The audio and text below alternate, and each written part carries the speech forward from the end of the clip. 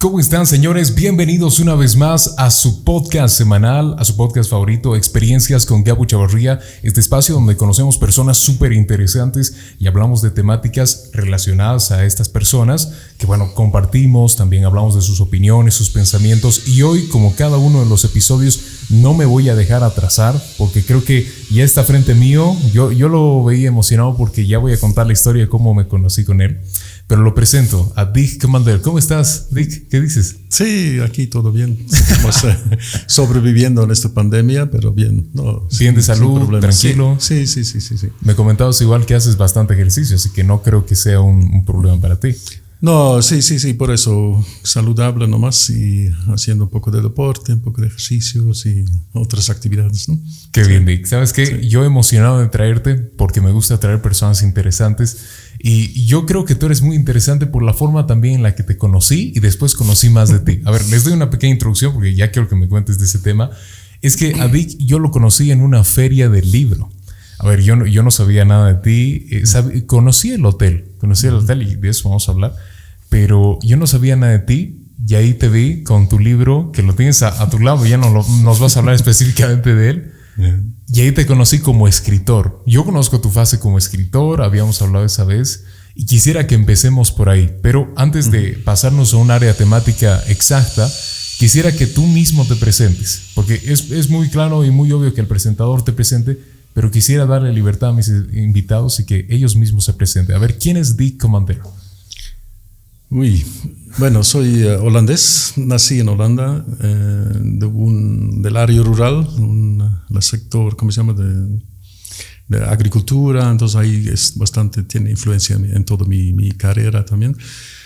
Desde ahí siempre he querido ir a otros países a trabajar, temas de desarrollo. Entonces estudié en las ciencias agrarias con una carrera bastante amplia con economía, sociología y todo orientado al tema de desarrollo rural. Y con este bagaje yo vine a Bolivia como hubo una oportunidad. Entonces he trabajado aquí en Bolivia, en el altiplano de La Paz, en los valles de Cochabamba, los valles de Potosí, y aquí en Sucre, en Chuquisaca, también con Tarija he hecho trabajos, todo el tema del desarrollo rural y el tema después de desarrollo económico, sector privado, trabajar con municipios, políticas públicas.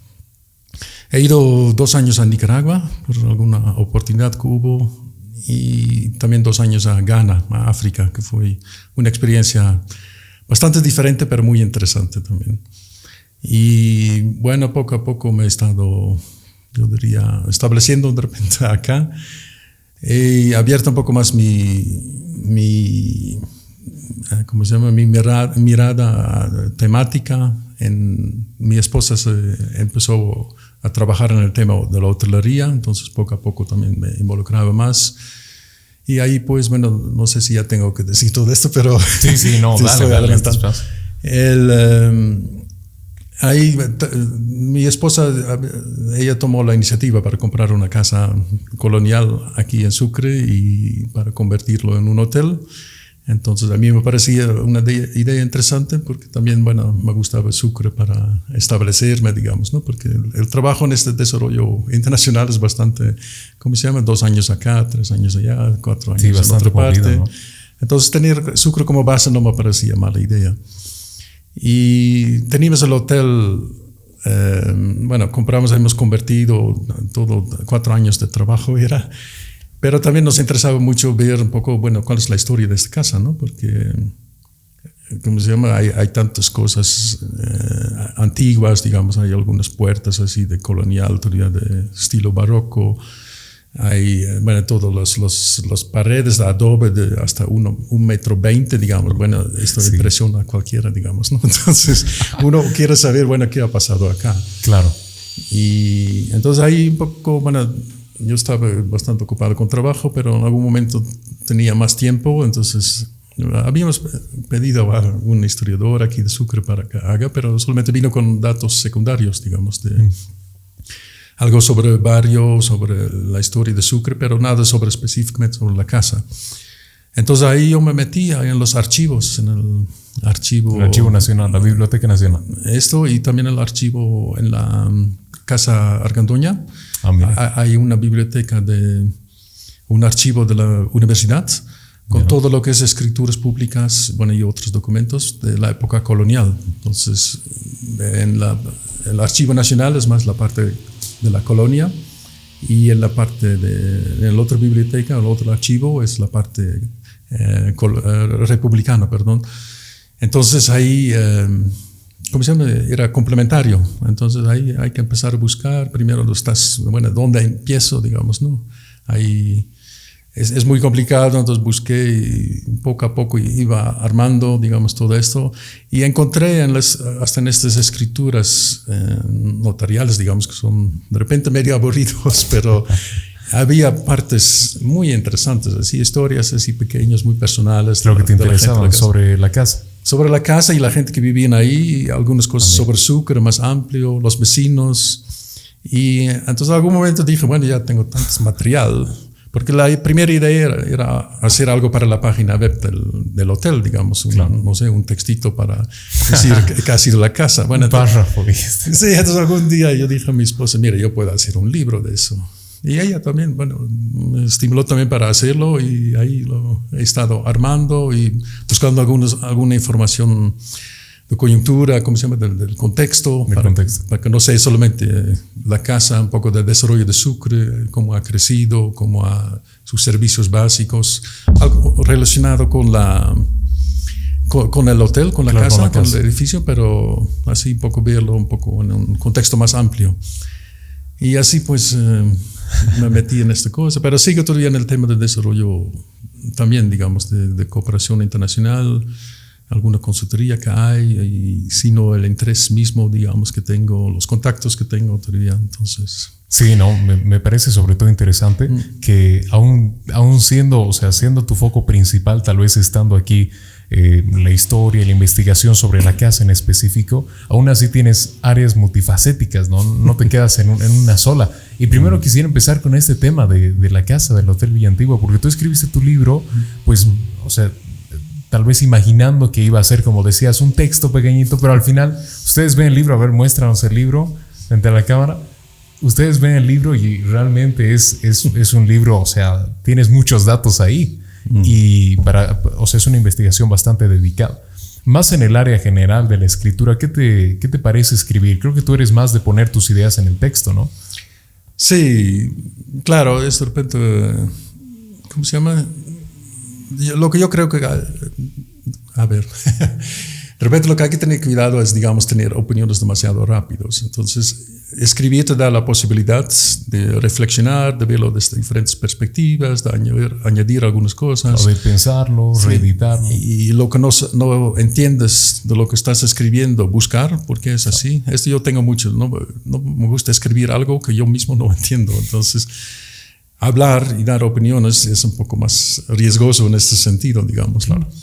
Y también, bueno, otros también un poco la estética. Claro, para mí siempre, como el español no es mi primer idioma, sí, yo digo siempre algo me cuesta más, digamos, en el tema de vocabulario, hasta el tema mismo de gramática. Sí, y es que es eso, es que escribiste todo en español. Claro. Y no lo escribiste metiendo todo a un traductor, sino que tú sabes, y de hecho, y sabe hablar muy bien español.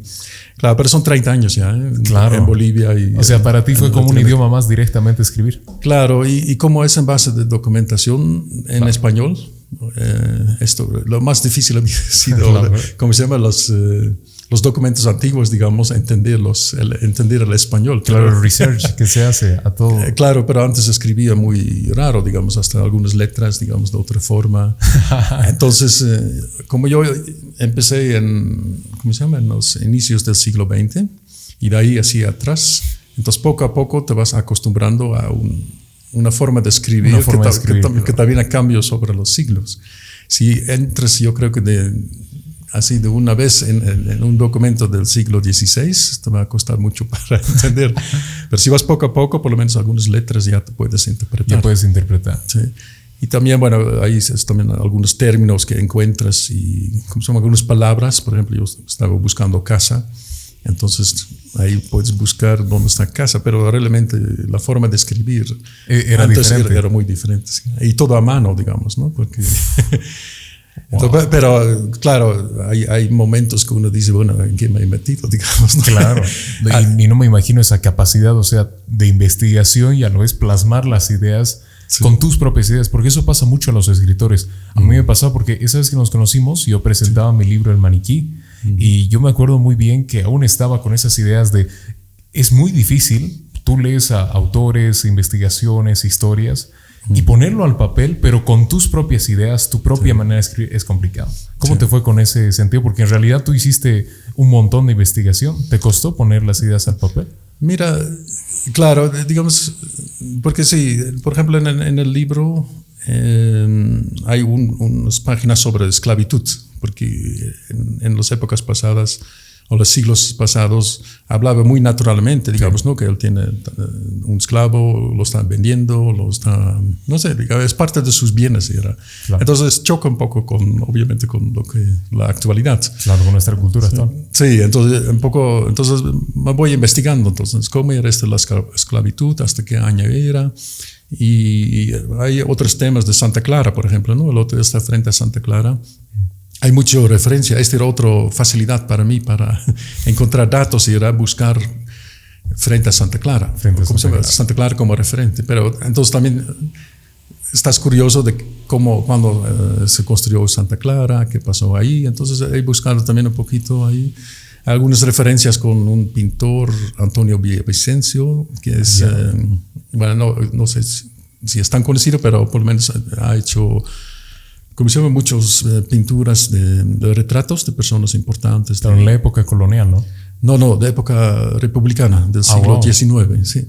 Pero él estaba, de alguna manera, apareció su nombre en la historia. Claro, él no vivió en la casa, pero sí su esposa o su viuda era propietaria de la casa y ella tenía hijos, ya no con él, pero con otra persona, que vivían ahí, y en algún momento hasta dicen pues la colección de, ¿cómo se llama? del pintor Antonio Villavicencio pase ¿cómo se llama? Es heredado por las personas que vivían en la casa y pasan a la casa, digamos, ¿no? Ahí lo colocan en algún momento.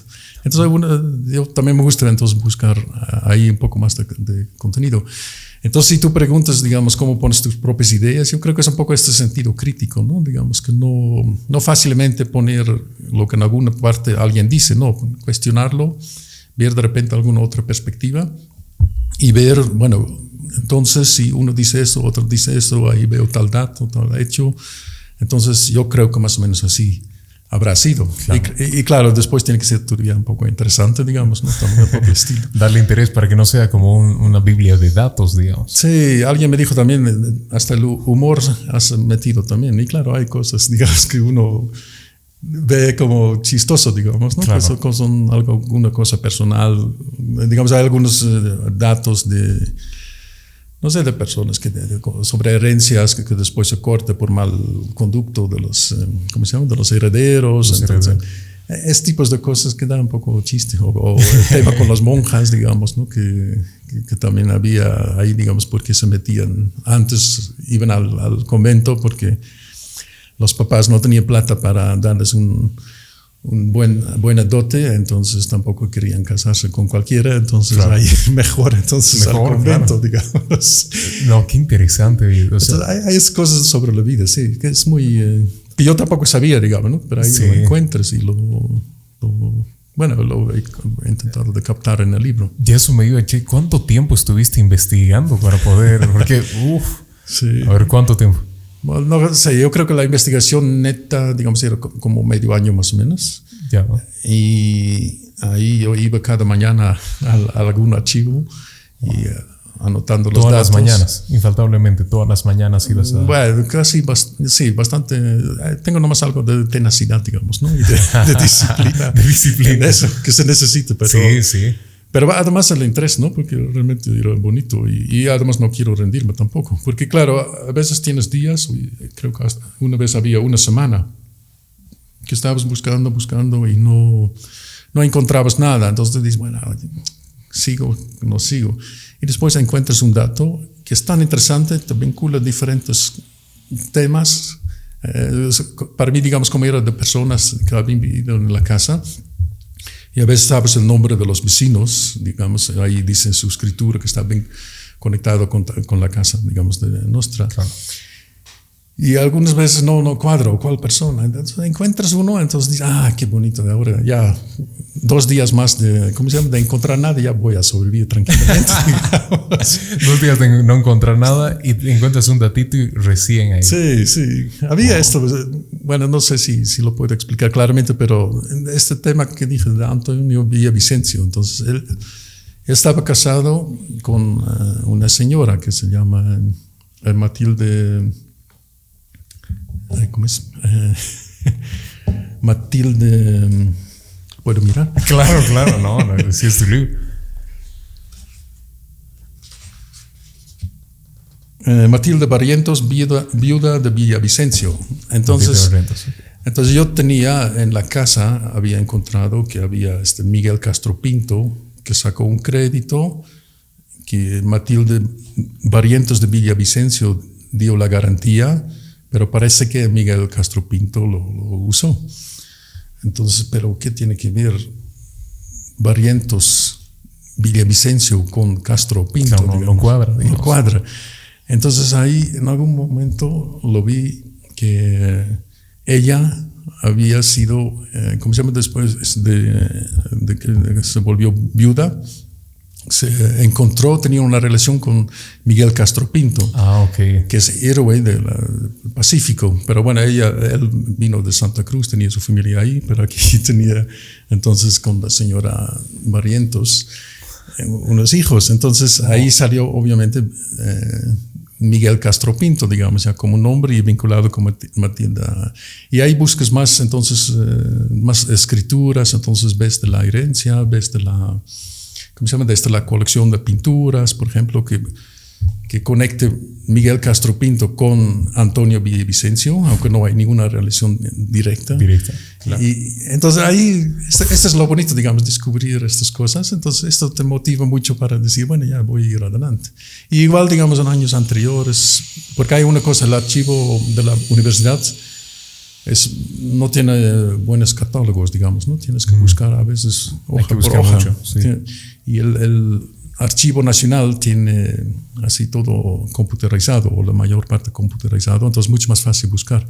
Entonces ahí también busques por nombres y te salen, ¿cómo se llama? Diferentes registros, diferentes datos, que después también los puedes conectar. Entonces esa es la motivación, digamos, ¿no? Que me dio para continuar y para sacar los resultados. La investigación de un investigador realmente interesantísimo, porque también es como ser un detective. Sí, ¿no? O sea, vas encontrando pistas, sí. Pero hay momentos en los cuales no encuentras nada. Y te desanimas y dices, no, tal vez hasta aquí. Sí. Después encuentras algo y sigues. Interesante. Y después escribir también es bonito, ¿no? Porque la misma escritura, te salen bonitos textos que uno dice, bueno, que ya estoy orgulloso de lo que he hecho, y esto también te motiva, digamos, a continuar y, no sé, buscar un poco la lógica en el libro mismo. Al final es un resultado así, un producto así interesante, digamos, para orgulloso de uno mismo, ¿no? Claro, seguro. Sí. Y eso te iba a preguntar, Che, ¿es tu único libro o estás ya escribiendo otro libro? ¿Qué piensas? Claro, tengo un libro pero más sobre el tema de desarrollo rural. Entonces, uno sobre con relación a tu profesión. Organizaciones de productores. Después he escrito bastantes artículos pero más sobre temas así de desarrollo. Sí, igual veía en Correo del Sur que has escrito algunas veces, ¿no? Te he visto. Sí, intento cada 2 semanas ahora, pero bueno, no cumplo totalmente, pero sí, me encanta, pues. Escribir es lo tuyo, digamos. Claro, sobre cosas de la actualidad a veces, o cosas que leo de otras partes. Cuando empecé con eso, yo dije al Oscar Díaz del Correo del Sur, así nos encontramos un poco casualmente, pero yo ya tenía un poquito este afán, este interés. Entonces le dije si no está interesado, entonces yo le dije, te puedo mandar algo y tú ves, digamos, ¿no? Y él dijo, sí, interesante. Y entonces, pero yo dije también, yo quiero un poco, ¿cómo se llama? No escribir opiniones de lo que yo ya de repente veo que hay bastantes. Entonces, un poco vincular con ideas de afuera, digamos, ¿no? Porque a veces aquí en Sucre estamos mucho mirando a nosotros mismos. Sí, somos bien conservadores aquí. Sí, muy conservadores y también el tema, bueno, hay el tema ¿cómo se llama? De las tradiciones. Muy tradicionales también, sí. El conocimiento de los antepasados, que yo no digo que está mal, pero no es lo único, digamos, ¿no? Claro. Y para avanzar, digamos, a veces tienes que saber lo que está pasando en el resto del mundo. Cuando tú me preguntaste una vez de ser consultor y de... ¿Cómo se llama? Sí, este tema de ser consultor, por ejemplo, ¿no? Entonces hay el tema, ¿cómo se llama? De conocimiento de afuera y conocimiento local, ¿no? Sí. Lo que hay aquí mucho, y no solamente acá, es en muchas partes. En África, donde he trabajado 2 años, era mucho, digamos, ¿no? El orgullo africano, y más que de un país, de africano. Entonces, nosotros tenemos nuestros conocimientos y nosotros sabemos, y si viene algo, nosotros tenemos que hacerlo. Entonces yo les digo siempre, y aquí también lo digo siempre, que es muy importante que ustedes, ¿cómo se llama? Que existe el orgullo, digamos, de lo local, que uno, ¿cómo se llama? Está convencido que puede hacer cosas, que puede desarrollar, sí, que puede avanzar. Pero si miras en el mundo así más amplio, ¿por qué los países desarrollados se han desarrollado tanto? ¿Cómo se llama? Un aspecto muy importante es que ellos han atraído el conocimiento de todo el mundo. Claro. Entonces, digamos, en las universidades en Estados Unidos, en las fábricas, en los, ¿cómo se llama? Temas de desarrollo, es gente de todo el mundo, no solamente gente del lugar mismo. Pero claro, no vas a decir, nos vamos a entregar, pero, claro, no. Pero sí tienes que aprovechar de lo que hay en el resto del mundo. Y así ha sido siempre también mi posición. Tu pensamiento, digamos. Sí, mi pensamiento en mi carrera profesional, y también un poco ahora en estos, ¿cómo se llama? Artículos de opinión en el Correo del Sur.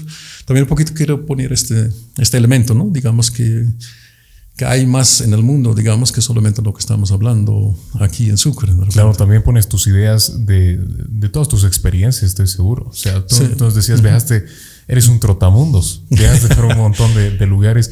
Y a eso me iba ahora, antes de llegar a nuestra pausa, quisiera que charlemos un poco el tema de, a ver, tú nos habías dicho que tal vez dirigiste a las ciencias agrarias, pero dentro de la consultoría, la asesoría, hay mucho esa duda de, ¿hay diferencia? Y yo creo que sí hay una diferencia sustancial. Y quiero que nos expliques qué es ser un consultor, un asesor, qué diferencia hay más o menos. Sí, es un buen tema. Mira, yo he tenido la suerte, yo digo, de poder trabajar en organizaciones de apoyo que tienen esta visión de trabajar como asesor, digamos. Y ahí veo asesores, un acompañamiento más largo, yo veo, y de repente más, ¿cómo se llama? Vas más lento de repente, es más como intercambio, es trabajar juntos, mientras que consultor lo veo más como un apoyo más puntual de repente, y más del consultor hacia la organización de las personas que reciben, digamos, la consultoría. Y claro, es una diferencia un poco, ¿cómo se llama? No es así tan estricto, claro, no obviamente. Tan marcado, pero hay diferencia. Pero yo veo así. Entonces a mí me gusta mucho esta idea de trabajar como asesor, porque ahí realmente te incorporas, digamos, en una organización, trabajas con un equipo, sobre todo si el equipo es de diferentes experiencias, diferentes nacionalidades, diferentes disciplinas. Eso es lo más interesante para mí, digamos, ¿no? Claro.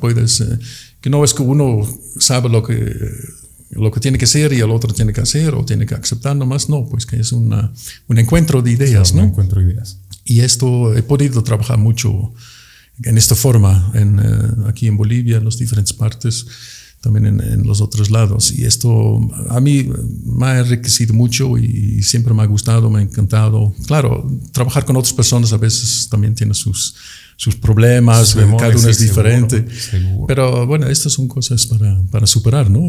Realmente yo valoro mucho, digamos, de tener un equipo muy mixto, hasta hombres, mujeres también, digamos, que es bien importante porque también tienen a veces su diferente influencia, digamos, sobre cómo hacer las actividades, cómo hacer las propuestas.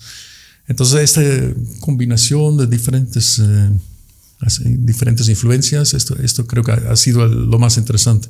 Y así hasta en mi temática, digo yo también, ciencias agrarias, uno piensa cultivar plantas, pero hay muchos más, digamos, ¿no? Hay el tema de, ¿cómo se llama?, del productor, cómo vas a incentivar para que produzca algo. El desarrollo productivo. El desarrollo productivo, el desarrollo de la organización, porque solito un pequeño productor no puede hacer mucho. El tema de mercados, qué mercados vas a buscar, qué influencia tiene en los productos. No sé, hay mucho, también el tema más técnico de la investigación, digamos, ¿no? A veces está investigando cosas, entonces yo digo, bueno, muy interesante, pero ¿quién va a adoptar esto, digamos? Yo no voy a producir aquí mucho trigo y siempre seguir pobre. Yo quiero producir alguna hortaliza que tiene más valor en el supermercado, que la gente compre y que puede ir adelante. Y para eso es un estudio en realidad, ¿no? No es así como de lleno, voy a producir esto porque yo creo que va a vender. Sí, exacto, no exacto. Así. Porque no es así. Yo así siempre decía también a la gente, a los productores, mira, sobre todo con organizaciones de productores, su primer pensamiento es en pensar, yo produzco lo que produzco y esto tengo que vender y me tiene que pagar un buen precio. Entonces, está bien, así empezamos.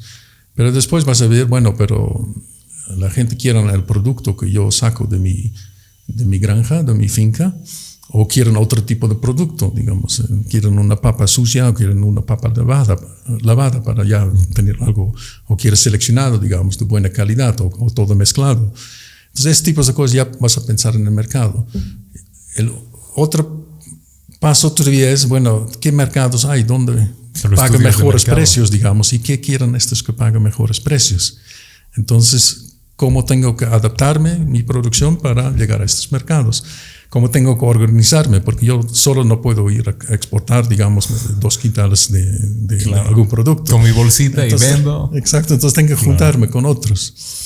Y como ahí entras al tema de organización, que es un problema, aunque se habla siempre de las comunidades y todo esto, pero no están organizados para vender de forma conjunta. Entonces ahí, si yo pongo mi papa de buena calidad y mi vecino pone una bolsa de papa con tierra y chiquititos y dañados, y nos vamos a vender juntos, no me conviene, pues. No. Entonces hay todo el tema de calidad, hay muchos temáticas así que poco a poco uno va a estar desarrollando y hasta descubriendo, y esto hay que descubrir con los directamente involucrados, ¿no? Claro, con los mismos agricultores. Con los mismos agricultores, sí. Entonces ahí es ¿cómo se llama? Un descubrimiento, yo digo, una búsqueda, digamos, de cómo avanzar.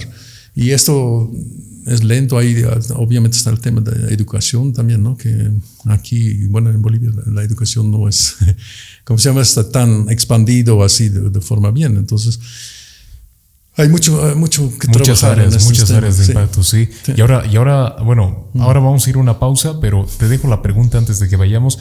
Qué interesante saber que la agricultura es así, pero lamentablemente, como tú decías, aquí en Bolivia, por lo menos los que desconocemos de este tema, pensamos, ciencias agrarias, va a ir a plantar, listo. Pero tienen, por lo menos en el nivel internacional, muchas áreas de acción. Y de eso quiero que nos hables ahora, de más áreas de acción, de las cuales ya nos has estado hablando, introduciéndonos tal vez un poco en esto de las estrategias, los estudios de mercado y todo eso. Interesante. Pero ahora vamos a esta breve pausa.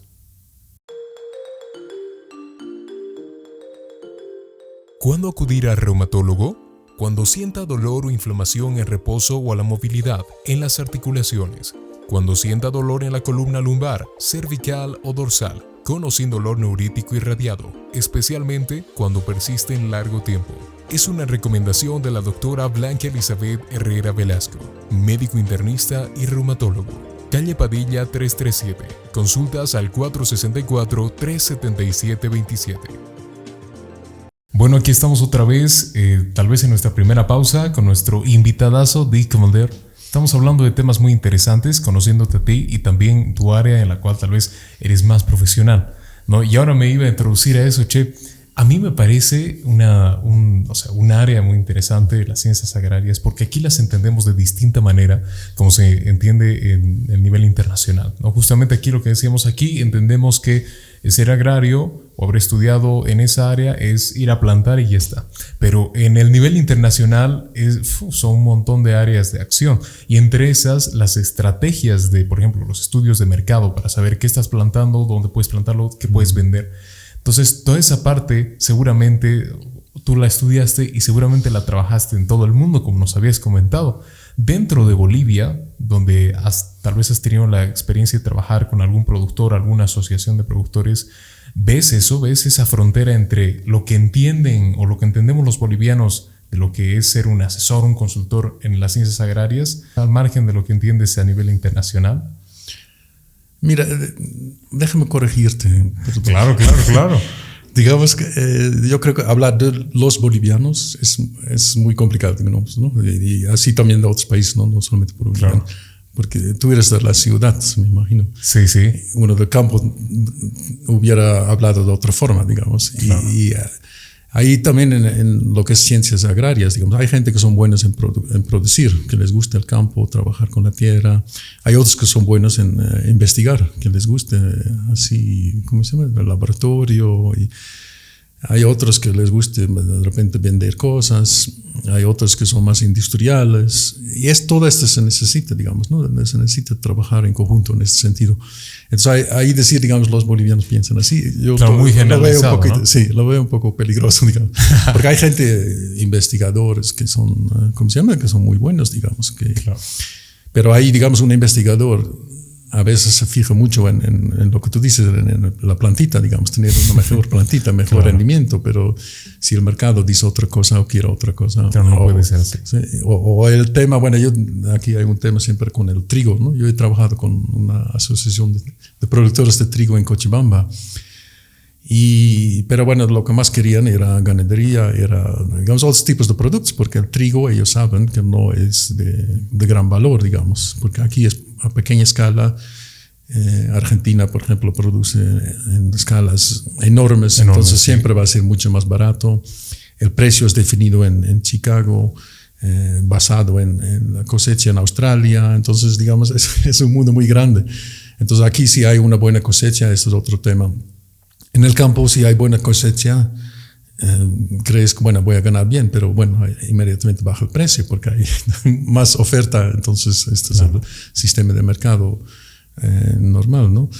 Entonces, ahí hay muchos temas. Yo una vez escribí también un artículo para el Correo del Sur sobre este tema, digamos, el sueño de alguien que nació en el campo. Bueno, yo nací también en el campo, también mi papá era productor de hortalizas primero, pero después se adaptó un poco al mercado, creo que en el tema de tulipanes. Mira. De bulbos de tulipanes, porque está separado, digamos. No producía flores, no. Producía los bulbos. Y esto se vende a otro que después produce las flores y los vende las flores al mercado. Entonces es ya más especializado, pero bueno, era una escala muy pequeña, digamos. Nosotros a lo máximo habíamos tenido como 3 hectáreas o creo que sí, nunca más. Y claro, tú alquilas a veces terreno de otro productor o de otro granjero, pero nunca era grande. Entonces, en el momento que yo iba a estudiar, más o menos era también ¿cómo se llama? ¿Qué vamos a hacer en el futuro, digamos, ¿no? Si vas a seguir, tienes que ir al banco, tienes que invertir un montón de plata y trabajas tu vida para el banco, como decían siempre, ¿no? Yo trabajo para el banco y muero rico porque ahí vendo todo y listo. Entonces, o vas a hacer, o sales del sector. Entonces, claro, tiene que haber otros sectores. Mi papá salió del sector porque no tenía ningún heredero de la empresa. Y yo hubiera sido de repente el más indicado. Sí, ¿qué pasó? Pero bueno, yo fui a la universidad y yo quería siempre ir afuera, al tema del desarrollo de otros países, ¿no? Y entonces tampoco había otro, y además no había, como digo, ¿no? Las condiciones de repente no daban para realmente crecer o realmente cambiar la forma de producción. No. Pero esto algo ¿cómo se llama? Me ha ayudado mucho aquí también, digamos, ¿no? Porque aquí la situación tampoco es tan difícil, tan diferente, porque aquí la gente del campo también van a la ciudad porque ven mejores oportunidades. a ver, vas vos a Potolo y vas a decir, yo me voy a volver rico aquí en este terreno, tampoco es así tan fácil. Tampoco es tan fácil. Sí. Claro. Entonces, lo que yo digo, bueno, en este sueño del campesino joven que nace, bueno, entonces tengo que invertir, tecnificar mi producción. Necesito agua, necesito energía, digamos, pero hacer un cambio así de forma de producción y hasta de productos, digamos, que demanda el supermercado aquí en Sucre, por ejemplo, que puedo vender o qué productos hay para transformar. Exportar todavía es medio difícil, creo que para la agricultura de acá, sí, pero de repente hay productos agrícolas también que se pueden, ¿no? El tema de ají, por ejemplo, se está haciendo el tema de cereales andinos. Pero tú tienes que pensar ahí, digamos, no tienes que decir, bueno, mi papá produjo tanto, tal cosa, entonces yo lo voy a hacer igual. Producir lo mismo, claro. Sí, y yo creo que lo veo, porque muchos hablan de la migración rural, urbano en Bolivia, pero hay mucho potencial aquí en realidad, ¿no? Claro, hay potencial, pero tampoco hay que exagerar, digamos. Claro. Mira, en todo el mundo, los procesos de desarrollo agrícola han significado una disminución de la participación del sector, o como se llama, de la población de trabajo. Yeah. Entonces, digamos, en países así muy enfocados en la agricultura, tú hablas de repente de 5% de personas que trabajan en la agricultura, nada más. Aquí en Bolivia estamos hablando todavía de 60% de repente, y claro, está disminuyendo. Pero es normal, digamos. Entonces, tampoco puedes pensar que toda la gente del campo van a poder volverse rico, digamos, con el potencial del campo. Entonces hay que tecnificar, hay que ser más especializado, hay que aprovechar mucho mejor el recurso hídrico, digamos, que es aquí digamos, las inversiones que a veces hacen en riego son muy ineficientes y en muchas partes apenas son utilizados. Entonces ahí hay que venir con propuestas mucho más tecnológicas, digo yo. Y eso un poco. Claro, además que estas propuestas en el lado tecnológico, en el ámbito hídrico, las hacen ustedes, ¿no? También eso depende mucho, pero que analices el tipo de productor o la organización, asumo, porque no debe ser un plan general para todos, debes especializarte en cada uno. Sí, pero yo creo que, y por eso tampoco digo que no hay posibilidades aquí en Bolivia, ¿no? Porque en la universidad también enseñan cosas así más tecnológicas, pero ahí el vínculo yo veo a veces con el campo. No sé, digamos, si lo que se enseña en la universidad después se aplica en el campo. Y ahí hay otro problema un poco que aquí en Bolivia, sí es un problema, es el tema de la tierra, digamos, ¿no? Y de la seguridad jurídica. Conozco gente que han hecho estos cambios, digamos, han producido nuevos productos y después vienen la comunidad o el sindicato y les quiere quitar. Entonces ahí esto no motiva tampoco. Y yo digo siempre, esto de que la gente de la ciudad compren terrenos en el campo o les quiten los terrenos, esto es, históricamente obviamente fue un problema en Bolivia, pero hoy día es diferente, porque puede ser la misma gente del campo, pero hay que darles la seguridad jurídica para ampliar un poco, para tener acceso a agua, para tener de repente un buen camino, pero que ellos motivarles para que ellos inviertan en su agricultura y darles la seguridad que esto funciona. Y no sé si lo explico bien, pero he visto, por ejemplo, casos que gente, ¿cómo se llama?, que ya se han trasladado a la ciudad, siguen reclamando derechos sobre su tierra de origen, claro, donde alguien de repente que quería quedarse ahí, que quería producir, lo están limitando mucho para que se desarrollen. Y estos tipos de cosas, que claro que son cosas susceptibles, ¿no?, que hay que tener cuidado, pero yo creo que esta discusión tiene que haber mucho más, digamos, ¿no? Tiene que abrirse mucho más, no solamente la parte productiva y querer que la gente siga haciendo lo mismo. Hay que cambiar, y este cambio también, como se llama, debe resultar en cambios en la parte organizativa, en la parte de acceso a tierra, en muchas partes. Claro, se debe también diversificar, ¿no?, en ese sentido. Diversificar, sí, esta es otra cosa, porque es bien que lo menciones, digamos. ¿Cómo se llama? En el campo a veces pretendemos que todos son iguales también, pero no es así. Eso sí. Digamos, en el campo también se necesita en algún momento mecánicos, se necesita gente que arregla bicicletas, digamos, que se necesita gente que saben hacer, reparar, ¿cómo se llama? Máquinas o que que saben instalar electricidad, este tipo de gente también, y esto también hay que motivar, que la gente del mismo campo diversifiquen, digamos, sus conocimientos, pero que no sea para encontrar siempre trabajo en la ciudad, pero que vuelvan también, pero que pueden volver como mecánico, por ejemplo, y no solamente como productor agrícola. Entonces, esta es la diversificación, me parece excelente que lo mencionas, porque yo veo ahí también, nuestra mirada a veces es demasiado uniforme, digamos, sí. Y mientras que una ciudad que se desarrolla, automáticamente se diversifica, esta es parte del desarrollo, entonces... Y esa diversificación hace que la industria económica crezca también, ¿no? Sí, y que la gente se especialice en ciertas actividades y por eso ellos van a mejorar. Si yo hago 1 hora a la semana, no sé, arreglo bicicletas, nunca voy a invertir en una máquina porque es una inversión sonsa, pero si yo me especializo en esto, ahí sí puedo hacer y voy a aprender, voy a ir a un curso, digamos, para mejorar.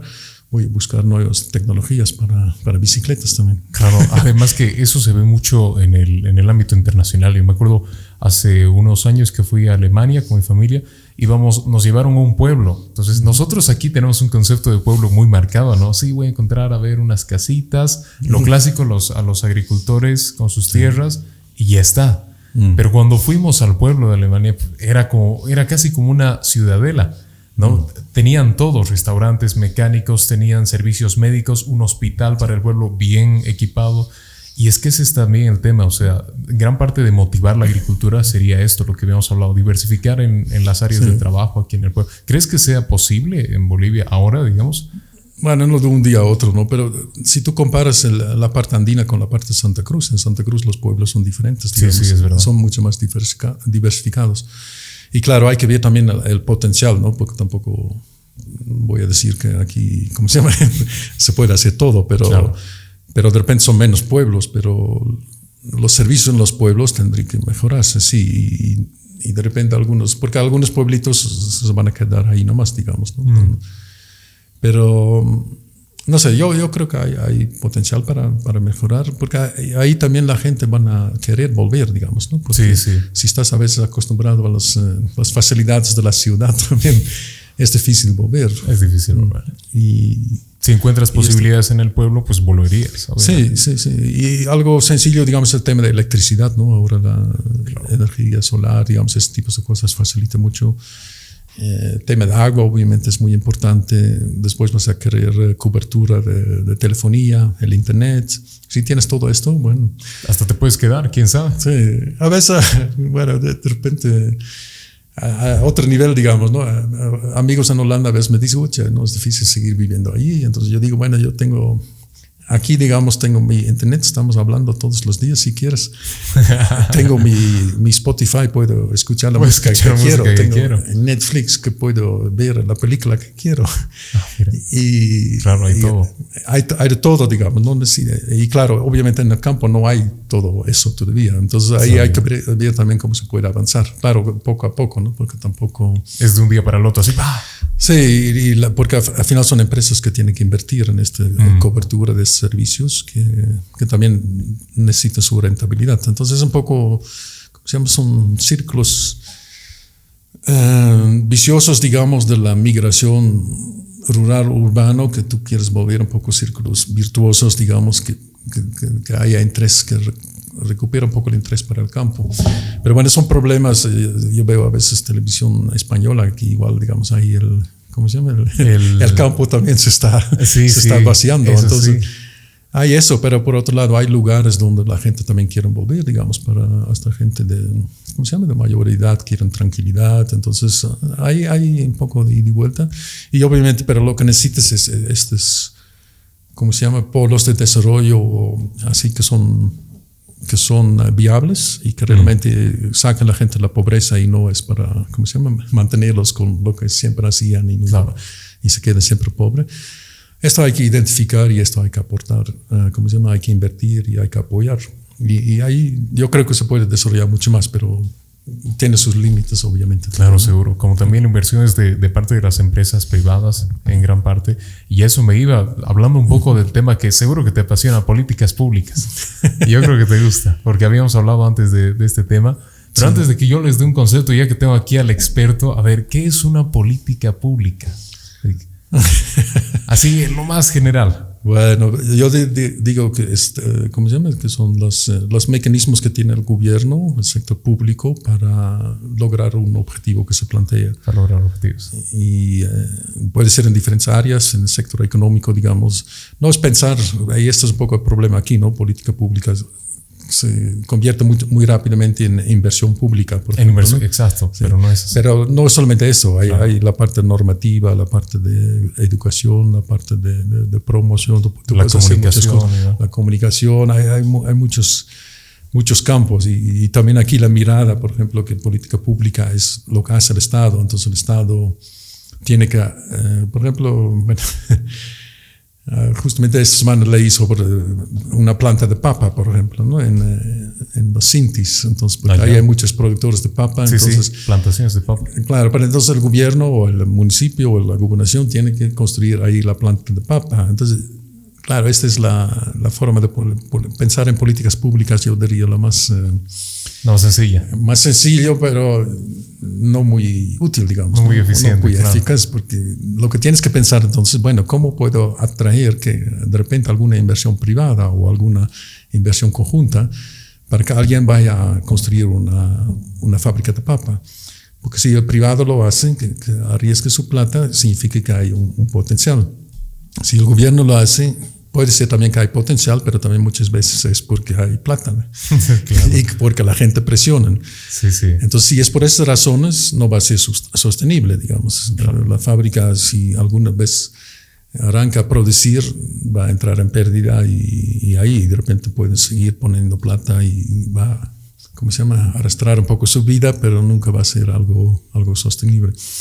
Entonces, ahí hay que pensar, y si quieres que un privado va a ir, entonces de repente tienes que mejorar la infraestructura vial, el tema de servicios básicos, seguramente van a necesitar agua, electricidad, entonces en esto puedes ayudar, tema impositivo, no sé, hay varias cosas, digamos, que puedes hacer como sector público, entonces traduciéndolo a políticas públicas para que tu objetivo de que haya ahí una planta de papa, de transformación de papa con inversión privada, se haga realidad.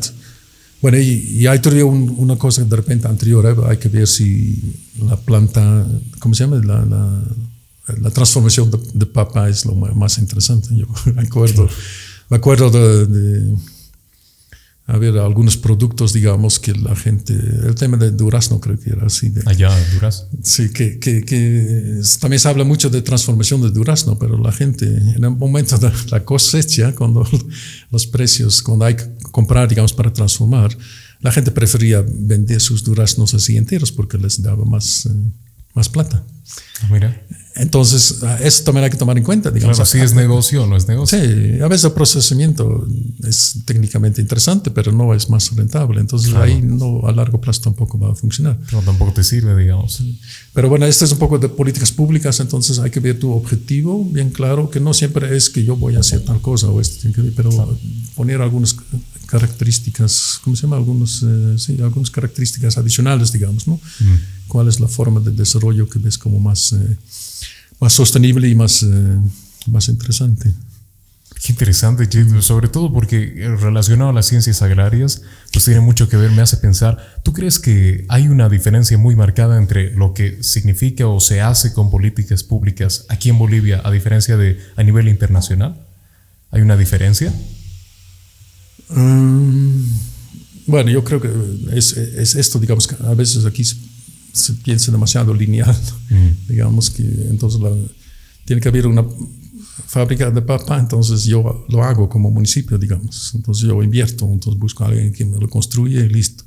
Es que en otras partes vas a decir, bueno, a ver cómo voy a atraer estas otras inversiones, estos otros actores para que ellos hagan y que sea el sector privado, digamos, que lidera, que hay de repente uno o dos que invierten en eso y entonces los voy a apoyar y ellos hay que vincularlos con los productores así primarios para que ellos garanticen la materia prima a precios también, bueno, que también están, ¿cómo se llama? Se necesita de repente políticos públicos para definir este tema de precios también. Estrategias también. El tema de ferias, por ejemplo, que es bien importante. Muy importante. Y entonces yo lo veo que aquí es, de repente, en varias cosas son, ¿cómo se llama? No se piensa tanto en la sostenibilidad, digamos. Haz algo al calor del momento. Al calor del momento. Sí, y de la presión a veces, pero no es realmente factible a largo plazo. Mientras que en otras partes yo creo que hay de repente un poco más, ¿cómo se llama? La sostenibilidad y también y claro, ahora también es un poco por la coyuntura política, pero el rol del sector privado, digamos que en otras partes es mucho más importante. Mucho más importante. Sí. Mientras que aquí es muchas veces visto como enemigo, digamos, de la sociedad, mientras que en otras partes es parte de la sociedad. Al final, la mayor parte de la sociedad es el sector privado o trabaja en, ¿cómo se llama?, es propietario, o trabaje en el sector privado. Entonces decir que es otro sector que está en contra de la sociedad es un poco, bueno, a mí siempre me ha costado entender eso, digamos, ¿no? Y claro, tiene su historia, me imagino, pero esto hay que ver mucho más abierto, digamos, que no es el sector público, el sector privado como enemigos, como separados, ¿no? Pues el sector público tiene que ser para mí más servidor, digamos, para el sector privado y para el sector social, si quiere, digamos, ¿no? Pero para la gente, ¿cómo se llama? No, el Estado no es el fin en sí, digamos. El Estado es para apoyar, organizar la sociedad y para ayudar a los que quieran. Claro, es el medio, en realidad. El medio, sí. Sí, porque varios invitados igual aquí hablaban y decían, lo que pasa es que se ve al Estado mucho como si fuese el emperador, ¿no? Aún así está esa ley conservadora que depende mucho en realidad de cómo las personas entiendan al mismo Estado, porque es un servidor, o sea, son empleados que nosotros pagamos con nuestros impuestos, sí, pero que al final no pueden verse como los dueños de la calle, como que es otro tema.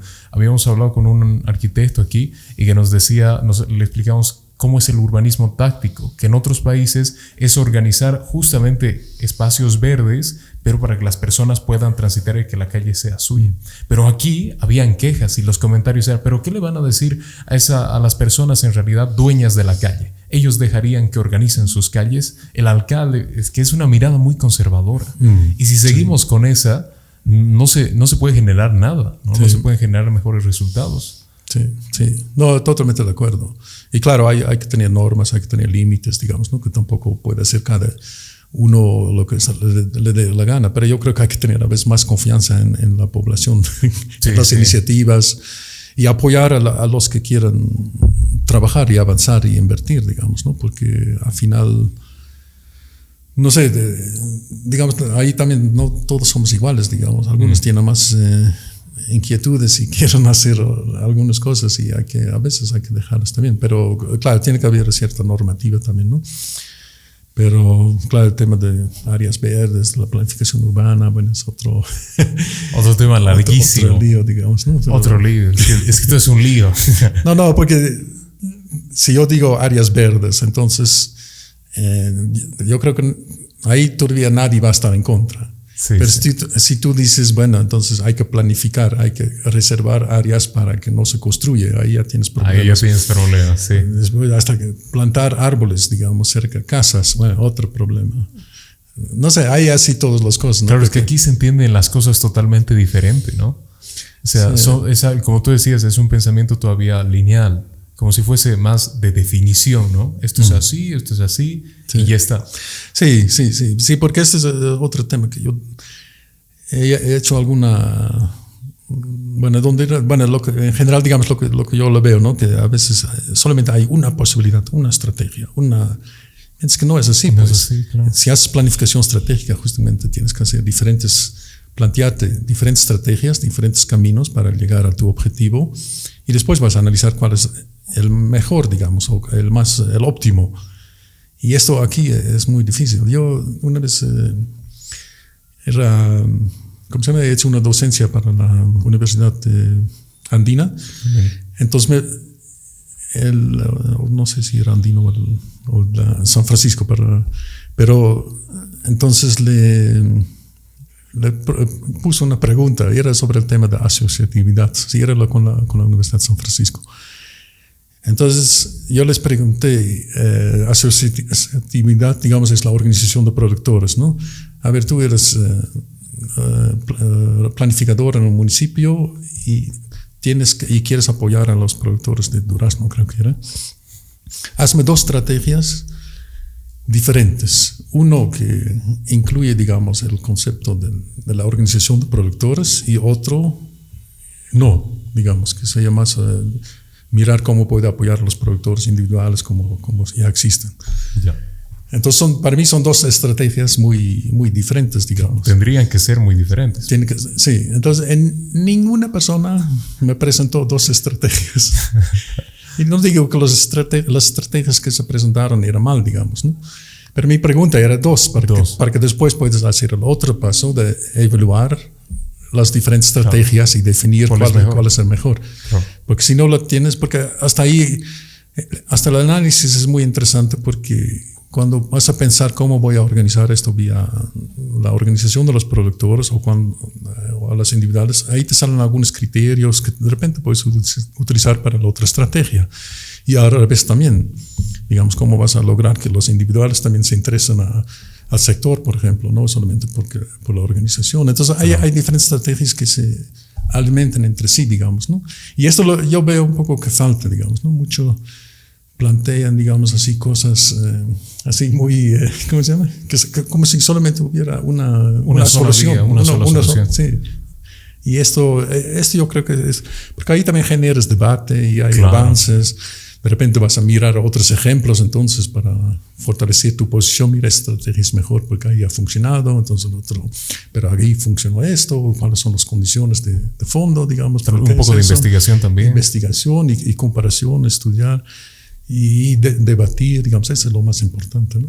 Claro, como quien diría, en la diversidad está el gusto, en este tema de la planificación estratégica y todo. Porque si no puedes hacer que funcione con un solo pensamiento, porque a veces tú tienes una estrategia ganadora y eso te debe pasar. Tienes una estrategia que dices de una vez y ¡pum! Se trunca. No puedes quedarte, listo, ni modo, me voy. Sino que tienes que buscar otra y otra y otra. Y antes incluso de llevar a cabo una, tienes que evaluar tus estrategias. No, qué interesante. Qué interesante. Y hablando de este tema, también es esa parte, ¿no? De conocerte como tú has tenido gran parte de tu vida enfocado a ese sentido. Pero también seguro que tienes más hobbies, además de la escritura, el deporte, la música, de la cual vamos a hablar ahora en la siguiente parte, haciendo este último corte. Enseguida volvemos. ¿Cuándo acudir al reumatólogo? Cuando exista debilidad en los músculos y dificultad para moverse, para prevenir de la osteoporosis o tratamiento, para otras manifestaciones clínicas de causa no aclarada cuando coinciden con manifestaciones articulares. Es una recomendación de la doctora Blanca Elizabeth Herrera Velasco, médico internista y reumatólogo. Calle Padilla 337. Consultas al 464-377-27. Bueno, señores, volvemos aquí al podcast de Gabo Chavarría, Experiencias con Gabo Chavarría, a nuestra última pausa, nuestro último retorno. ¿Cómo se pasa el tiempo volando? Llevamos como 1 hora charlando, pero es un tema tan interesante que también a mí me llama la atención, sobre todo conocerte más. Yo ya te conocía antes como amigo, pero conocerte más esta parte personal. Y es que lo primero que me atrae de ti es los idiomas. ¿Cuántos idiomas hablas? ¿Sí? Porque sabes que yo, tal vez habla, seguro, español, holandés. Claro, bueno, holandés es mi madre lengua, ¿no? Entonces, claro, tu madre lengua. Después, yo digo siempre soy fluido en 2 idiomas más, digamos que el inglés y el español. Y el español un poco mejor que el inglés, quizás. Y hay después algo de otros idiomas, ¿no? Chicata, quechua, parta o algo así. También aprendí aymara un poquito cuando estaba en La Paz. Entonces también puedes saludar todavía, digamos. Sí, a ver, salúdanos. Kamisaki. Parece japonés casi. Parece japonés. Sí. Yo ya te iba a responder arigato. No, si te va bien, tú dices ¿cómo es? Kamisaki. No. Ay. ¿Ves? A veces va automático, pero si no va. Bueno, después algo de portugués y algo de alemán y algo de francés. Wow. Sí, pero algo.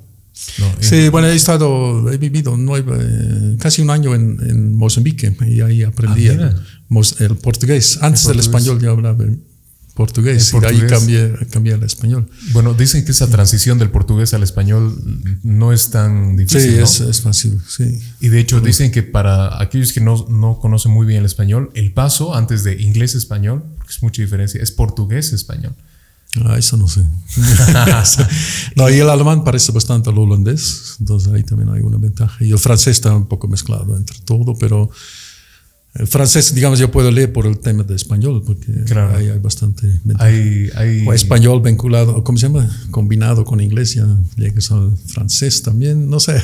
Hay cosas raras hay cosas, sí, pero el quechua y la aymara más bien era muy diferente. Muy diferente, su estructura, bueno, obviamente las palabras son todas diferentes. Con todos estos idiomas que, bueno, has hablado en alguna parte de tu vida, digamos, ¿cuál dirías que es el más difícil de hablar o el que gramaticalmente es más difícil? Mira, para mí el holandés, pero ¿cómo se llama? El más fácil, pero para muchos dicen que el holandés es más difícil porque es muy irregular, digamos, no hay mucha regla. El alemán es muy difícil por las reglas, hay muchas reglas más bien y por eso es bastante complicado. Y el inglés también uno habla sin conocer las reglas que de repente no haya tampoco. Sí, sí. Entonces, lo que pasa es que el holandés suena muy parecido al alemán, ¿no? Como decías. Sí, bueno. ¿Y tú actualmente sigues hablando holandés con tus familiares? Seguro que sí. Ah, claro, sí, obvio. Escribo también en holandés. A ver, ¿nos puedes hablar en holandés? Y leo en holandés también. A ver un poquito, holandés. A ver. Nou, wat wil je horen in het Nederlands? Wow. Goeiedag, zeg ik. Oui. No, ¿qué me dijiste, por ejemplo? ¿Qué quieres escuchar? Y después digo, bueno, entonces digo, buen día. Goeiedag es buen día. Goeiedag. ¿Y cómo se dice hola? Hola, hallo. Ah, bueno. No es fácil. ¿Cómo estás? ¿Cómo se dice? ¿Hoe gaat het met je? Wow, no, ya un poquito, yo estoy quedando corto aquí. Pero es más o menos complicadito, che. O sea, parece complicado por la pronunciación. Sí, es también. Sí, el holandés tiene muchas vocales, ¿no? Tiene los normales, digamos, A, E, I, O, U, pero además tiene E, I, E, U, I, O, E. Todos son EU, todos son diferentes vocales. Entonces, son diferentes vocales, cuentan como diferentes vocales. Sí, suena diferente también, sí. ¿Y tú eres el único entonces que estás aquí en Bolivia, tu familia? ¿Lo dejaste todo atrás, digamos? Un hermano menor ha estado muchos años también en Bolivia, en Villamontes, en el Alto. Mira, qué bien. Sí, pero él ya ha vuelto también a Holanda. Hace 10 años. ¿Y tú tienes planes de quedarte aquí? Sí, yo creo que sí. Claro, porque ya te estableciste, estás con tu esposa, en el hotel. Sí, nunca hay que decir que nunca vas a ir a hacer algo, ¿no? Pero por el momento, sí, aquí. Bueno, qué bien. Además que yo quería sacar la parte de eres recepcionista. Es súper importante. Además de planificador, estratega en ciencias agrarias y desarrollo productivo, es recepcionista. Y que me parece genial. ¿Sabes por qué? Porque lo hablamos con otros emprendedores. No hay quien mejor haga su propio emprendimiento que el propio emprendedor. O sea, tú conoces también tu propio negocio. ¿Cómo es más o menos el ser recepcionista? A ver, algo así, general. Bueno, estamos en época de crisis, ¿no? Por eso también soy recepcionista, digamos. Que no tenemos, ¿cómo se llama? Un equipo de empleados más amplio. Antes no hacía ese trabajo, pero... entonces lo estoy haciendo. Bueno, primero, entonces no estás ocupado todo el tiempo y ¿cómo se llama? Entonces puedo hacer otras cosas. Digamos, tengo mi computadora al lado y hago otros trabajos y hasta reuniones hago ahí en la recepción. Buenas tardes. Y entonces esto combina bastante bien porque por el momento que está, pero claro, sí va a haber más movimiento en el turismo también. Como se llama, ya vamos a contratar otras personas. Pero sí, lo que me gusta también es el contacto directo con los clientes. Con los clientes, de ahí aprendes mucho y además que es interesante. Seguro. Y es interesante también, ¿no? Y dar un buen servicio. ¿cómo se llama? Nuestra cualificación, lo que Sí, tiene claro. mucho, digamos, En ¿no? TripAdvisor, comentarios. Sí, eso.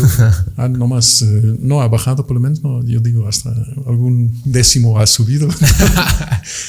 Entonces, de repente también ahí ayude. Pero no, me gusta. A mí trabajar siempre me ha gustado. ¿Te ha gustado? Desde Sí. chico, digamos, siempre habíamos trabajado también en la finca de mi papá. Entonces, yo estoy acostumbrado a eso, digamos, ¿no?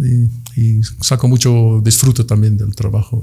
Digamos, no estoy trabajando contra mi voluntad o con pocas ganas. Entonces, claro, a veces hay cosas que no te gustan tanto, pero... Claro. Pero es bonito y como digo, no me siento ahora que mi profesión es recepcionista. Digamos. Claro.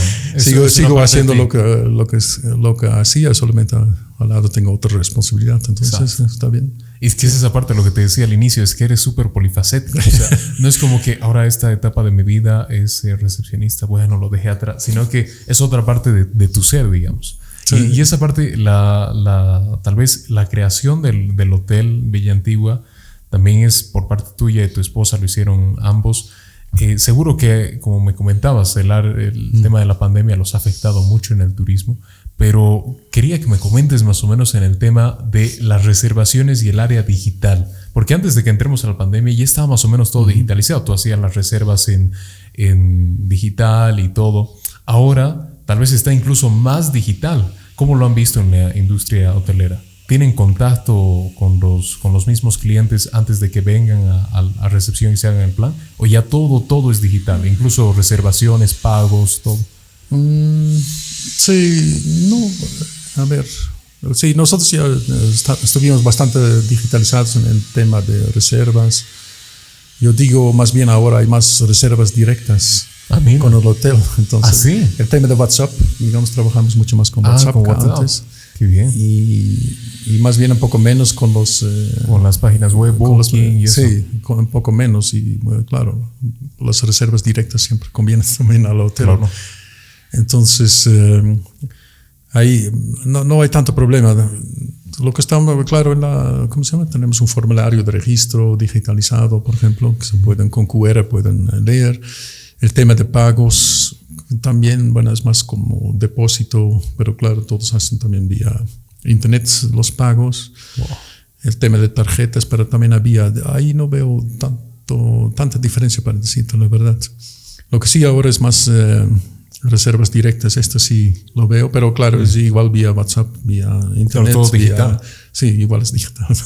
Sí, y eso ha cambiado mucho, de hecho, antes de la pandemia era mucho buscar las páginas Booking o aquella que te conecte con el hotel, pero ahora es mucho más directo con el hotel. Sí, parece. Claro, también es un poco porque los que hacían esto vía Booking, que son más de repente el turista internacional, y esto no hay mucho todavía. No hay mucho. Entonces, más nacionales están. Más nacionales, y yo creo que ellos de repente antes también hacían lo mismo. Entonces es un poco difícil cuál es la causa, claro, pero saber cuál es la causa. Relativamente ahora tenemos más reservas directas que vía las páginas, los OTAs, como dicen, ¿no?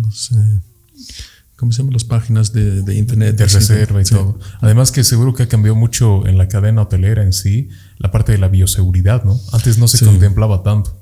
Más o menos ahora, ¿cuáles han sido los cambios? Bueno, sobre todo, ¿cómo se llama? Claro, el tema de limpieza. Digamos, nosotros utilizamos luces de ultravioleta C y más ventilación, intentes de que no haya ocupación directamente después de algún huésped que salga. El tema de limpieza, la entrada, digamos, ¿no? De desinfección, medir temperaturas. El tema ¿cómo se llama? Del desayuno. Ahora lo servimos en la habitación, digamos, ya no el buffet. El buffet no puede funcionar. Es solo la habitación. Solo la habitación, o si son grupos, así grupos familiares, entonces puede ser también que utilicen el comedor, pero igual es con pedido, digamos, no es buffet. No es buffet.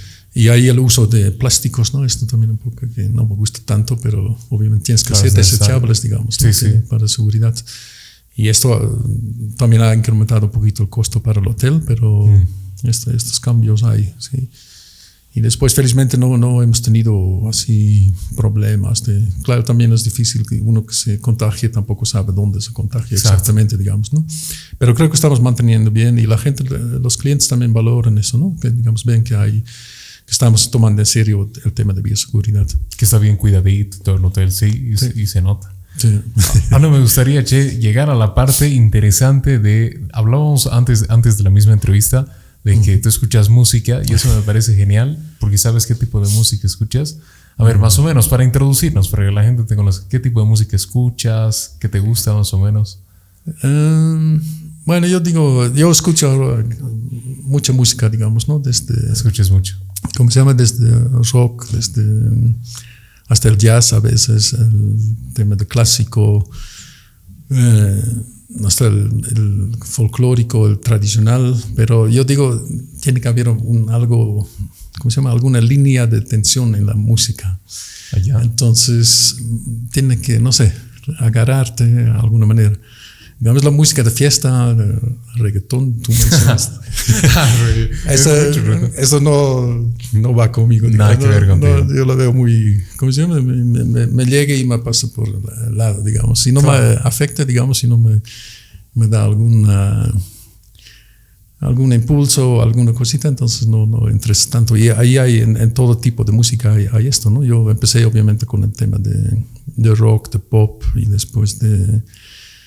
¿Cómo se llama? Aquí en Sucre un poco creo que empecé a interesarme más para la música clásica también por el tema de la música barroca, digamos, y su historia en Sucre. Me gusta ir a los conciertos, aunque en calidad se puede mejorar mucho, pero por lo menos, ¿cómo se llama? Hay el ambiente, digamos, ¿no? Por lo menos hay el concierto y el ambiente, por lo menos. Sí, no, pero a veces en el ¿cómo se llama? En el salón en la Casa de la Libertad, sí. Entonces, o en alguna iglesia, entonces hasta el ambiente, digamos, ya te da este extra, digamos, ¿no? Este aspecto que es interesante. Entonces ahora escucho muy variada la música, pero bueno, con el Spotify ahí estoy un poco adicto, y hasta en la recepción se puede escuchar eso. un poco adicto. No adicto, pero claro, a mí me gusta escuchar música y leer algo, por ejemplo, o escribir algo, digamos, ¿no? Pero yo igual soy adicto a la música. Adicto a estos programas, aunque parezcan, no, yo me volví adicto a Netflix, ahora veo muchas películas, adicto a... yo no utilizo Spotify, utilizo Apple Music, que tiene sus variantes, pero igual te da música. Sí. Y al final pones gran parte de tu tiempo en esto porque también o sea, antes teníamos esa doctrina de me voy a ir a comprar un CD. Bien, el CD lo ponías y ahora lo tienes todo en tu celular. Los audífonos, los parlantes, cómo ha cambiado todo, ¿no? Sí. Aunque desde mi celular, digamos en la calle, yo nunca ando con el celular ahí, digamos. No, y con audífonos, digamos, ¿no? Yo quiero escuchar todo lo que pasa en la calle. Viene un auto que te va a atropellar y no sabes nada. Sí. Y a veces la calidad también, ¿no? Tiene que tener, ¿cómo se llama? Un buen sistema de sonido. Eso también sabes, es importante, ¿no? Para sacar el jugo de la música, digamos. Sí. Pero hay cosas muy interesantes en eso. Y también te comenté, ¿no? Digamos, la música tradicional, la música folclórica. Así, al inicio me gustaba de Bolivia, digamos, pero después de repente por mucho escuchar ya uno un poco toma distancia y un poco aburrido a veces. Pero ahí, digamos, aparece la música fusión, ¿no? Digamos, que se hace algo con la música, digamos, tradicional, algún efecto extra, no sé, lo vinculas así a lo clásico, así a lo pop, así al rock. Un mix, digamos. Un mix, digamos, esto es lo interesante. Esto en África también he visto mucho, ¿eh? Ahí también la música, ¿cómo se llama? La música tradicional también con los bombos, a veces es muy, ¿cómo se llama? Bailan muy... un poco aburrido, digamos, pero si lo mezclan con otro tipo de música. Ahí se vuelve entretenido. Hay una corriente de blues en Mali que es excelente, que es interesantísimo, digamos. ¿Qué es esa mezcla tradicional, pero con blues? Sí, bueno, es más blues de repente que tradicional, pero ahí estoy. Y hay otros, en Mali tienen una escena musical así muy interesante, entonces ahí escuches, y eso es lo bonito también, de ser un poco, ¿cómo se llama? Conocer otros países, ahí tú te escuches cosas muy, muy interesantes y nuevas. Sí.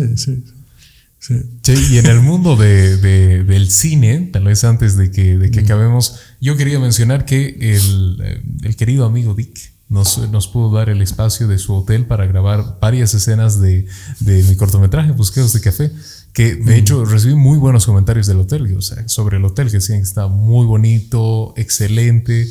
Y esa parte yo te quería preguntar, ¿qué te pareció tener o dar tu hotel para una obra cinematográfica? ¿Es tu primera vez? Sí, es la primera vez, pero interesantísimo, digamos, sí, porque ahí un poco estamos combinando, digamos, tus intereses con nosotros, porque al final, como tú dices, es algo de promoción, sí. Pero además sí se puede dar un óptimo uso a la estructura, a la inversión que hemos hecho con mucho gusto. Y además yo disfruto también mucho del hotel, digamos, yo lo encuentro muy bonito, entonces si esto puede, ¿cómo se llama?, dar el ambiente y la estética algo a tu proyecto con mucho gusto, digamos, ¿no? Genial, no, más bien muchas gracias. ¿Viste el corto? ¿Qué te pareció? Claro, no, interesantísimo. Me gustó mucho, sí, hasta... Qué bien. ¿Cómo se llama? Hasta que me emocionó. Qué bien, qué bien. Lo que quiero, sí. Mira, ahí un poco lo que me gusta también es, como se llama, ahora hay mucho video así muy rápido. Y sí, muy como de 15 segundos. TikTok. Sí, yo no soy de esto. No eres de esos. A mí me gustan las películas un poco lentas, digamos, entonces yo creo que el tuyo cabía muy bien en este campo. En tus gustos personales. Así más yendo a lento, que se entienda, porque esa también es la parte que a veces va muy rápido y tú pasas 10 minutos y, pucha, ¿dónde estoy? ¿No? Tiene que entenderse bien. Sí. Y yo digo para que impacte y para que, uno mismo también, ¿cómo se llama?, te mueves con la misma película, digamos, ¿no? Y si es...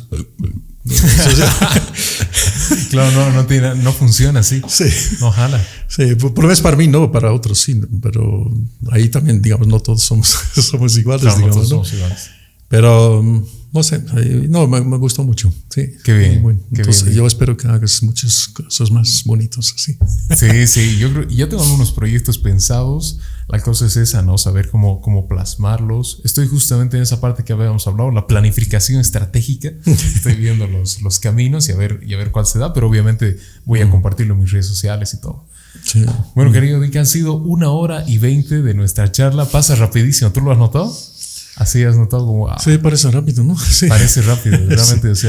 O sea, hacemos 3 pausas y ese sentido de hacer 3 pausas pues hace parecer más rápida la cosa. Pero obviamente tienes los minutos que quieras ahora para mandar saludos a quien quieras, para decirnos dónde compramos tu libro, para decirnos dónde nos podemos hospedar en el hotel, de todo, cómo podemos encontrarte tal vez, todo lo que quieras, la cámara es tuya. Bueno, yo agradezco la audiencia y creo que he hablado mucho y quizás ni siquiera de todo lo que... Sí, lo que nos ha faltado, sí. Y hay muchas cosas, obviamente, para discutir, digamos, y con gusto sigo discutiendo y debatiendo esto. Pero te vamos es uno de mis hobbies también. Sí, y tú me decías antes, no soy bueno con la palabra, es buenísimo, o sea, lo has hecho muy bien. Pero hay invitados que ya... Pero de repente después me voy a arrepentir de algunas cosas que he dicho. No, todo lo que dijiste ya, y yo te lo pruebo, está muy bien. Está muy bien. A ver. Entonces, y este libro realmente lo recomiendo. Porque lo escribí yo. No, pero tiene una variedad de cosas sobre la historia de Sucre también. Claro, no es de repente con demasiada profundidad. Lo tenemos en el hotel para la venta o también en la librería Rayuela, ahí al lado del SAS. Entonces ahí lo pueden conseguir y eso, cualquier cosa me avisan. ¿Quieres mandar saludo a alguien? No, saludar a la audiencia en general, creo. Bien, muy bien. No, para nosotros un gusto tenerte, Diego, un gusto tenerte porque, o sea, creo que más allá de pensar y hablar de un tema en general, es hablar de la persona, ¿no? Y creo que pudimos hablar de lo que pudimos porque el tiempo se pasa rápido. Y no, pues yo contento de ya programaremos algo para traerte una segunda vez y nos vengas a seguir hablando. Porque lo que nos ha faltado de ti, un montón seguro. En 1 hora y 20 no se puede comprimir. Hay alguna cosita así, pero yo te agradezco también mucho para sacar esto de mí de repente, ¿no? Porque esto creo que también, ¿cómo se llama? Ayuda. Claro, no, reayuda. Ya, como decías, ya la audiencia te va a avisar. Y además que un gusto tenerte con nosotros, poder promocionar tu trabajo, además poder promocionar tu persona, que las personas te conozcan, porque es esa gran parte. Tienes un pensamiento muy interesante. Siendo así, querido Diego, otra vez un gusto por haberte tenido hasta aquí. Muchas gracias a todos los que nos escucharon hasta ahora, que la anterior vez, el anterior capítulo, cuando trajimos al anterior invitado, genial saber que se quedan miles hasta el final, la 1 hora y 20. Yo podía ver dentro de las vistas que tenemos unas 30,000 vistas normal, pero entre 1,000 personas que se quedan la 1 hora y 20 sagradamente a escucharnos. Yo creo que ya son los más devotos, les agradezco, son unos héroes. Ni yo me quedaría. Ya. No, yo me quedo editando hasta 2 horas y 3 horas, pero un gusto tenerlos otra vez con nosotros aquí hasta el final. Espero que les haya gustado esta charla con Dick Commander. Y bueno, pueden buscar su libro, como él decía, en las locaciones, ver incluso la parte esta del hotel. Está en la calle Calvo, ¿no? Sí, frente al campanario de Santa Clara. Nos escuchan de todas partes del país. ¿Por qué no vienen y se alojan ahí? Ah, claro, sí. Hay página web, si quieren ver fotos, o el WhatsApp también ahí aparecería. Que busquen Hotel Villa Antigua. Sí, en Google y ahí sale. Hotel Villa Antigua Hotel, lo buscan y ya van a poder conocer al mismo recepcionista que está ahí, no, ya famoso. Nada, sí. Señores, un gusto tenerlos otra vez y nos vemos en un siguiente capítulo. Yo soy Gabo Chavarría, hemos estado con Dick Commander y nada, un saludo, nos vemos la siguiente.